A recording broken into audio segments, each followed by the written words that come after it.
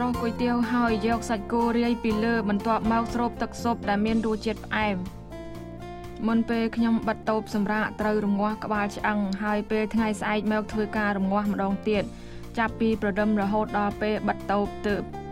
ដាក់ចុះចំណាយប្រហែលជាង10ម៉ោងបើរៀបរាប់ពីម្ហូបវៀតណាមក្រៅពីគុយទាវនៅមាននំត្រយងទៀតយ៉ាងអ៊ីហ្វាំងមិនត្រឹមតែរងាស់ស៊ុបបាយឆាឬធ្វើមីនាងចេះគ្រប់យ៉ាងពីព្រោះខ្លួនគាត់ចូលចិត្តធ្វើម្ហូបស្រាប់ហើយប៉ុន្តែបើយកការចូលចិត្តខ្លាយជាការងារមួយនោះត្រូវយកចិត្តទុកដាក់តស៊ូពេលខ្ញុំមកដំបូងមិនដឹងរកស៊ីយ៉ាងម៉េចទេហើយមិនសូវចេះនិយាយទៀតផងថែមទាំងព្រួយបារម្ភពីព្រោះកូននៅតូច5ឆ្នាំក្រោយមកខ្ញុំឃើញមានហាងម្ហូបវៀតណាមជាច្រើនបើកនៅតៃវ៉ាន់ក្រោយមកខ្ញុំក៏ចង់សាកល្បងមើលដើម្បីទប់ស្កាត់ការលំបាកទៅលើការរត់តុនាងក៏រកកម្មករម្នាក់ជាជនជាតិតៃវ៉ាន់ឯកម្មករផ្សេងទៀតសុទ្ធតែជាជនជាតិវៀតណាមដូចគ្នាយកកម្មករជនជាតិវៀតណាមដោយសារងាយស្រួលចូលចាគ្នាម្យ៉ាងទៀតពួកគេធ្លាប់ញ៉ាំម្ហូបវៀតណាម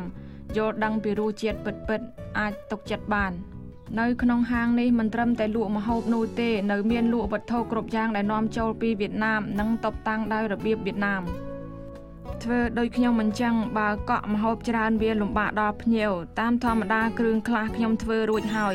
ដូចជាទឹកត្រីខ្ញុំអាចប្រាប់គាត់ថាគ្រឿងផ្សេងទៀតអាចដាក់ខ្លួនឯងបាន